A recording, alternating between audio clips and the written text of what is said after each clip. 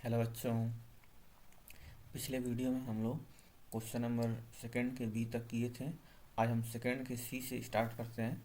वही same set है, second का सी। ठीक है, तो सेकंड का सी क्वेश्चन है, right ions produced in aqueous solution of K4Fe6।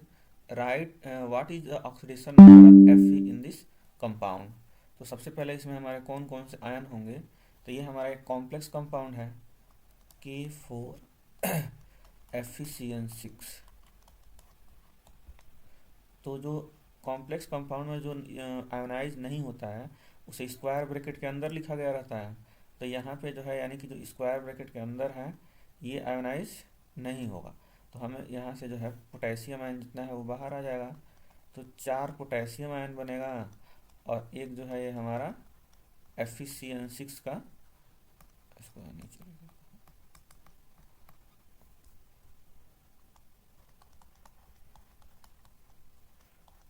ये फिर साइनेट आयन एक इस पे आ जाएगा हमारा टोटल 4 नेगेटिव, तभी तो ये दोनों बराबर होंगे। तो इस प्रकार से जो है कुल 5 आयंस बनेंगे। अब इसमें क्वेश्चन नेक्स्ट है इसी में कि oxidation number of iron. Iron का ऑक्सीडेशन नंबर क्या होगा। तो ऑक्सीडेशन नंबर हम लोग एक्स मान के कैलकुलेट करते हैं।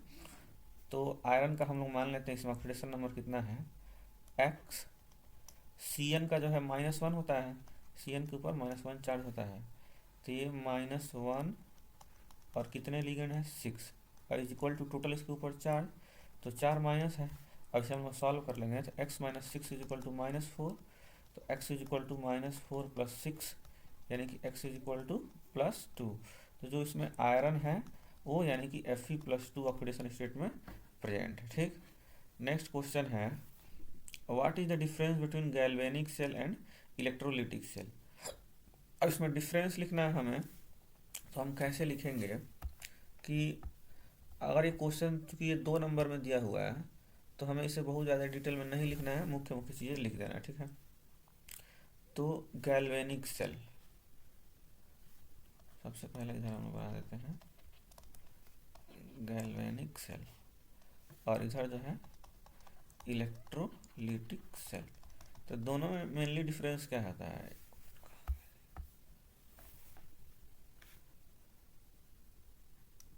दोनों में डिफरेंस मेनली क्या होता है कि गैल्वेनिक सेल में जो है हमारा सेल्फ रिडॉक्स रिएक्शन से इलेक्ट्रिकल एनर्जी यानी कि केमिकल एनर्जी को अगर हम शॉर्ट में लिखें, केमिकल एनर्जी कन्वर्ट होता है इलेक्ट्रिकल एनर्जी में, इलेक्ट्रिकल एनर्जी में।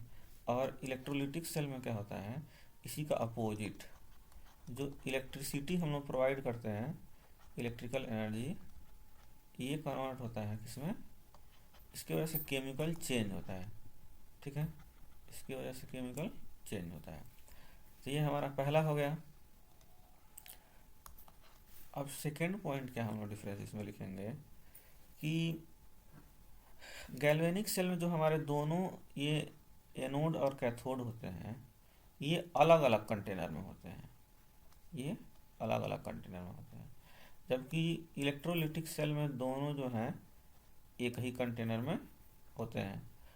तीसरा डिफरेंस क्या है कि हम गैल्वेनिक सेल में साल्ट ब्रिज का प्रयोग करते हैं। ठीक है, जबकि इलेक्ट्रोलिटिक सेल में साल्ट ब्रिज का प्रयोग नहीं करते हैं। ठीक है, अब इसमें जो गैल्वेनिक सेल है इसमें जो ये लेफ्ट वाला है एनोड जिसे हम लोग कहते हैं ये निगेटिवली चार्ज होता है, जबकि इसमें क्या है कि हमारा जो एनोड है वो पॉजिटिवली चार्ज होगा। ठीक है, और भी कई सारे डिफरेंस हैं, अगर आपको जानना होगा तो कमेंट में ज़रूर लिखिएगा। अगला क्वेश्चन है हमारा थर्ड का ए। ठीक है, थर्ड का ये क्वेश्चन है, 46 gram ethanol is dissolve in 54 gram water, calculate the mole fraction of ethanol and water. तो इसे अब अगला हम लोग कर लेते हैं थर्ड का ए। 46 ग्राम एथेनॉल यानी कि ये सॉल्यूट हो गया हमारा, हमारा क्या निकालना है मोल फ्रैक्शन निकालना है। ठीक है, तो मोल फ्रैक्शन का पहले हम फॉर्मूला लिख लेते हैं N1 अपन में N1 प्लस N2। ठीक है, दोनों का निकालना है तो हम लोग एक एक का करके, तो अगर मतलब N1 का मतलब कंपोनेंट 1 और N2 का मतलब कंपोनेंट 2, तो इसमें दो हैं एथेनॉल और वाटर। तो पहले एथेनॉल का वाटर किसी का भी निकालना हो पहले हमको इन दोनों के अमाउंट को मोल में कन्वर्ट करना पड़ेगा। तो सबसे पहले हम लोग मान लेते हैं कि 1 का मतलब एथेनॉल का मतलब यहाँ पे 1 है, ठीक है। एथेनॉल मतलब 1 और वाटर मतलब 2, ठीक। तो हम लोग N1 निकालेंगे तो 46 मोल का फार्मूला होता है गिवन मास अपन मोलर मास। तो 46 ग्राम दिया है और एथेनॉल का हम लोग मोलर मास निकालेंगे, इसका फार्मूला होता है C2H5OH।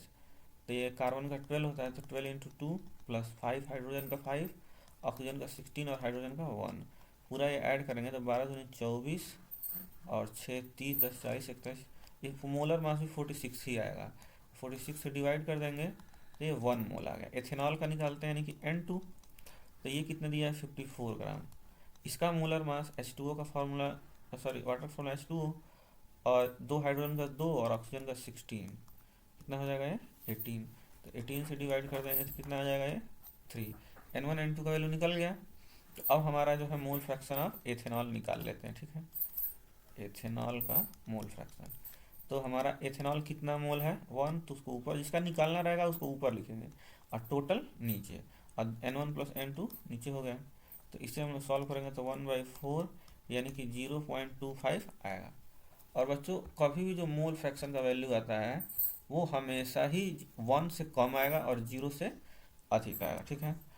अब मोल फ्रैक्शन ऑफ वाटर निकाल लेते हैं। तो वाटर का मोल फ्रैक्शन हो जाएगा हमारा, बोले ही अभी कि जिसका निकालना होगा उसका नंबर ऑफ मोल ऊपर लिखेंगे। तो ये N2 वाटर का कितना है 3, और नीचे दोनों को ऐड कर देंगे 1 + 3 यानी कि 3/4 यानी कि 0.75, ठीक है। और इसका कोई यूनिट नहीं होता है मोल फ्रैक्शन का। अगला है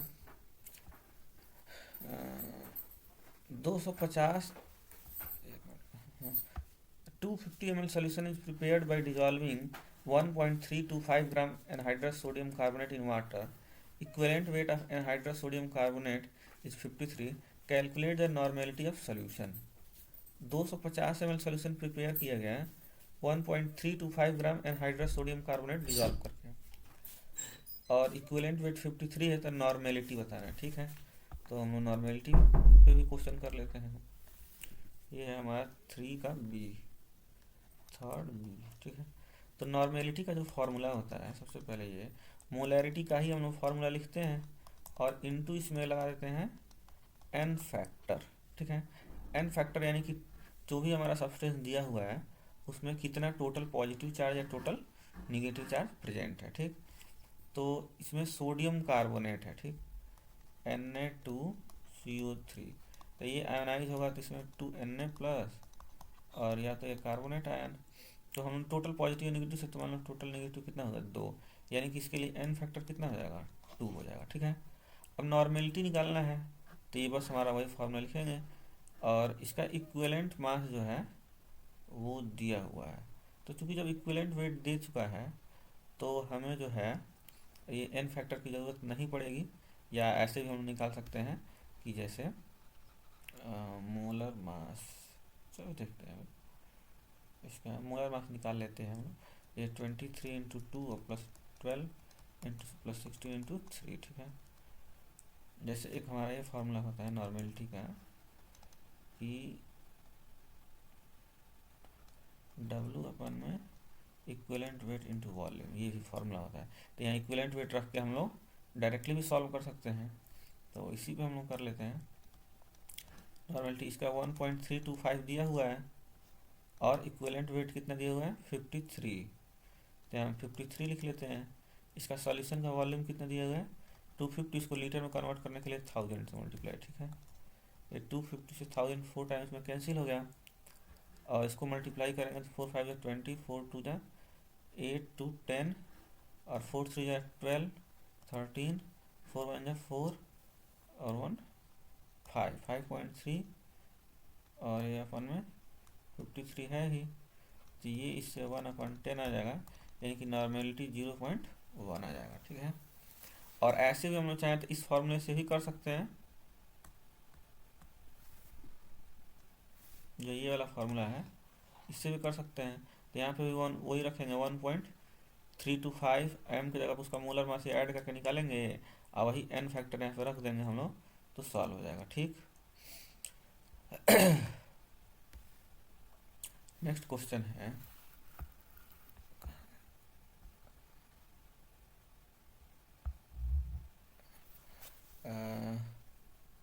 state important applications of phenol, ठीक है। तो हम लोग फिनॉल के इम्पोर्टेंट एप्लीकेशंस देख लेते हैं। 3C, ठीक। तो अब फिनॉल का सबसे पहले हम लोग फार्मूला बना लेते हैं एक बार, जिसको नहीं मालूम होगा वो जान लो। ये हमारा फिनॉल हो गया, ठीक है। अब इसमें जो है फिनॉल के क्या क्या यूज हैं, देखो पहली बात ये कि हम लोग जैसे अगर कोई भी देता है एग्ज़ाम में कि मतलब किसी भी रिएजेंट का वो लिखिए, यूज लिखिए, तो उसे हम लोग लिख सकते हैं कि मतलब इसे हम लोग लेबोरेटरी रिएजेंट के रूप में यूज कर सकते हैं। और उसके मतलब जैसे मान लो ऐसे जो भी हम सब्सटेंस उससे प्रिपेयर करते हैं, जैसे फिनॉल से क्या क्या बनाया जा सकता है और किस किस चीज़ों में मतलब उसका उपयोग किया जा सकता है, तो वो चीज़ें हम लोग उसमें नोट कर सकते हैं, ठीक है। तो जैसे मान लो सबसे पहला इसमें हो गया कि लैब रिएजेंट में यूज करते हैं, ठीक है। दूसरा हमारा मान लो क्या हो गया, फिनॉल से हम क्या क्या बना सकते हैं, ठीक। तो फिनॉल से हम एस्पिरिन बना सकते हैं, पैरासीटामोल बना सकते हैं, एंटीसेप्टिक के रूप में इसका यूज करते हैं, ठीक। और भी कई सारे यूज मतलब हम लोग वो पढ़े हम लोग बेकेलाइट प्लास्टिक, ठीक है। बेकेलाइट प्लास्टिक बनाने में, जिससे ये हमारे बोर्ड वगैरह बने होते हैं इलेक्ट्रिकल वाले। और नोमोलैक होता है, ठीक है, ये बन सकता है। और डाई बनाने में इसका यूज होता है, जैसे हम लोग वायलेट डाई वगैरह पढ़ते हैं, वो सब चीज़ें इसका हम लोग यूज कर सकते हैं, ठीक है। अगला है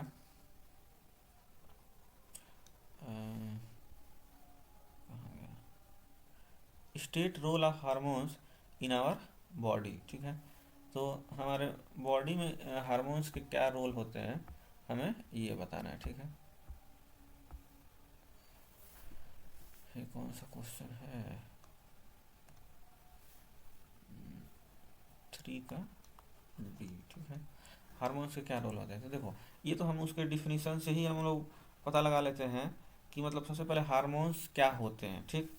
तो हार्मोन्स क्या होते हैं कि ऐसे ऑर्गेनिक सब्सटेंस जो हमारे मतलब कि बॉडी में कुछ स्पेसिफिक फंक्शंस के लिए मतलब कि जिम्मेदार होते हैं, उनको हम क्या कहते हैं, हार्मोन्स कहते हैं। तो जो भी मतलब हमारे उसके एप्लीकेशन हैं, जैसे अलग अलग हार्मोन्स के अलग अलग यूज हैं, ठीक। सबसे पहले तो ये हमारे बॉडी ग्रोथ मतलब हेल्प करता है हर चीज़ से, अलग अलग हार्मोन, डेवलपमेंट ऑफ ऑर्गन्स। तो ऐसे हम लोग नहीं लिखेंगे, हम लोग मतलब मेनली लिखेंगे किसी 2-3 हार्मोन्स का नाम लिख के और उसका मतलब काम लिख देंगे, ठीक है। जैसे टेस्टोस्टेरोन क्या होता है, प्रोगेस्टेरोन क्या होता है, मतलब इंसुलिन क्या होता है, जैसे इंसुलिन हमारे ब्लड शुगर लेवल को कंट्रोल करता है। तो ऐसे ही सभी हार्मोन्स के हम लोग नाम लिख देंगे, ठीक। और डाइजेशन को, हार्ट रेट को, हर चीज़ को मतलब उसकी हम लोग इसमें लिख देंगे, ठीक। अगला है फोर्थ का A, write a short note on Rosenmund reduction, write only chemical equation of the reaction of ethyne with water in presence of H2SO4 and HgSO4, ठीक है। तो रोजन मुंड रिडक्शन, रोजन मुंड रिडक्शन हम लोग को पढ़ना है। तो इसमें सबसे पहले देखो रिडक्शन से ही हमको मालूम चल जाएगा कि मतलब इसमें कुछ जो है हमारा हाइड्रोजन का एडिशन होगा या ऑक्सीजन रिमूवल होगा। तो हम लोग कुछ ऐसा मतलब कि करेंगे, ट्रिक बनाएंगे कि हम लोगों को ये याद हो जाए, ठीक है। तो हम लोग रोजन मुंड रिडक्शन, अब इसका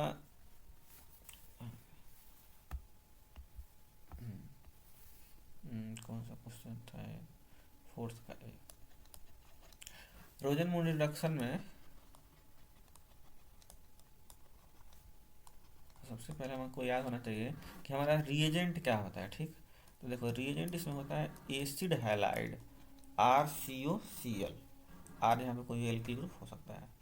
तो इसका जब हम लोग हाइड्रोजन के साथ रिएक्शन कराते हैं, ठीक है, हाइड्रोजन गैस के साथ, और किसके प्रेजेंस में, पैलेडियम और बेरियम सल्फेट के प्रेजेंस में, ठीक। तो ये इससे बनता है RCHO एल्डिहाइड। तो इसे ही जो है हम लोग इसी रिएक्शन को हम लोग क्या बोलते हैं, रोजन मुंड रिडक्शन, ठीक है। एसिड हैलाइड से एल्डिहाइड का बनना, तो इस नाम में और इनमें हमको कोई रिलेशन याद रखना है। जैसे रोजनमुंड है, इसमें भी जैसे कुछ मान लो कि एसिड हैलाइड है, एल्डिहाइड है, डॉट डॉट डॉट इसमें आ रहा है। तो ऐसे मतलब आप लोग अपने मन से कोई भी ट्रिक बना सकते हो। इसी में सेम मतलब नेक्स्ट क्वेश्चन है, right only chemical reaction for reaction of ethyne with water.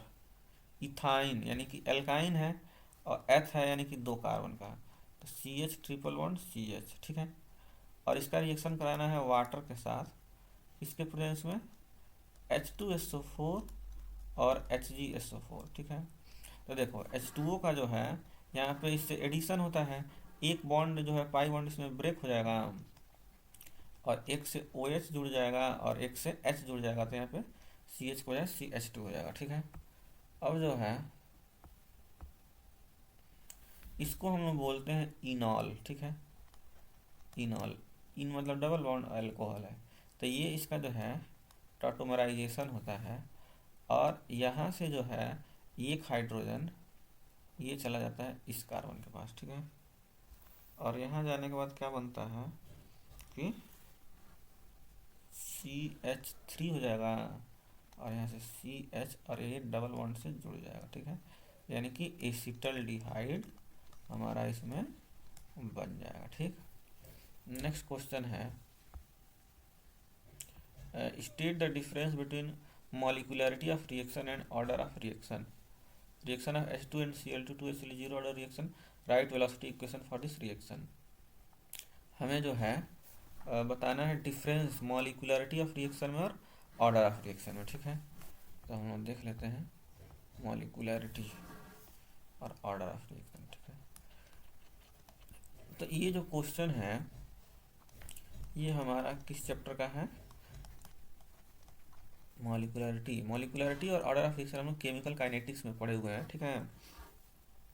अब देखो मॉलिक्यूलरिटी क्या होता है कि पहले तो हम इस दोनों का डेफिनेशन लिख दें। मॉलिक्यूलरिटी यानी कि रेट डिटरमाइनिंग स्टेप में ठीक है, या हम जिसे स्लोवेस्ट स्टेप कहते हैं भैया, रेट डिटरमाइनिंग स्टेप में कितने स्पीशीज पार्टिसिपेट कर रहे हैं ठीक है, पार्टिसिपेट कर रहे हैं, उसे हम लोग क्या कहते हैं मॉलिक्यूलरिटी। रेट डिटरमाइनिंग स्टेप में कितने स्पीशीज पार्टिसिपेट करते हैं उसे मॉलिक्यूलरिटी।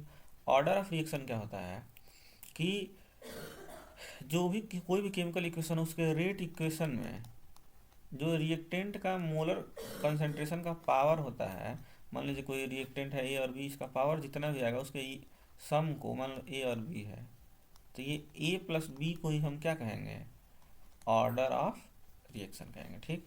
ये तो पहला डिफरेंस हो गया। दूसरा चीज़ कि जो मॉलिक्यूलरिटी है ये जीरो नहीं हो सकता है, ये जीरो नहीं हो सकता है, ये जीरो हो सकता है ठीक। दूसरी चीज़ मतलब तीसरा पॉइंट कि मॉलिक्यूलरिटी जो है फ्रैक्शन में नहीं हो सकता है ठीक है, जबकि ऑर्डर ऑफ रिएक्शन फ्रैक्शन में हो सकता है।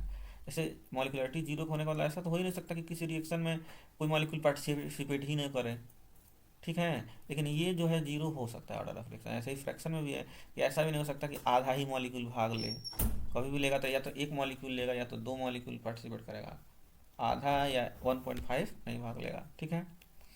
ये जो है मॉलिक्यूलरिटी निगेटिव नहीं हो सकता है, ये जबकि निगेटिव हो सकता है किसी एक रिएक्टेंट के रिस्पेक्ट में ठीक है। तो ऐसे और भी डिफरेंस हैं, और भी आप लोग पूछेंगे तो मैं नेक्स्ट वीडियो में बताऊंगा ठीक है। अब इसके लिए कह रहा है कि इसके लिए रेट इक्वेशन लिखा है, ये जीरो ऑर्डर रिएक्शन है ठीक। तो जीरो ऑर्डर जब रिएक्शन है तो हमारा रेट क्या हो जाएगा, रेट इज इक्वल टू ये यहाँ पे के हो जाएगा रेट कांस्टेंट H2 और Cl2 ठीक, इनका पावर हम लोग क्या लिख देंगे 0 ठीक है, यानी कि इस पे रिएक्टेंट पे ये डिपेंड नहीं करेगा। Define specific resistance and conductance of a cell, तो ये इसका जो है आप लोग डिफिनीशन कमेंट बॉक्स में लिखिएगा, और इसके बाद से मैं नेक्स्ट वीडियो में क्वेश्चन कराऊंगा, जो भी आप लोग को डाउट हो ज़रूर बताइएगा ठीक है।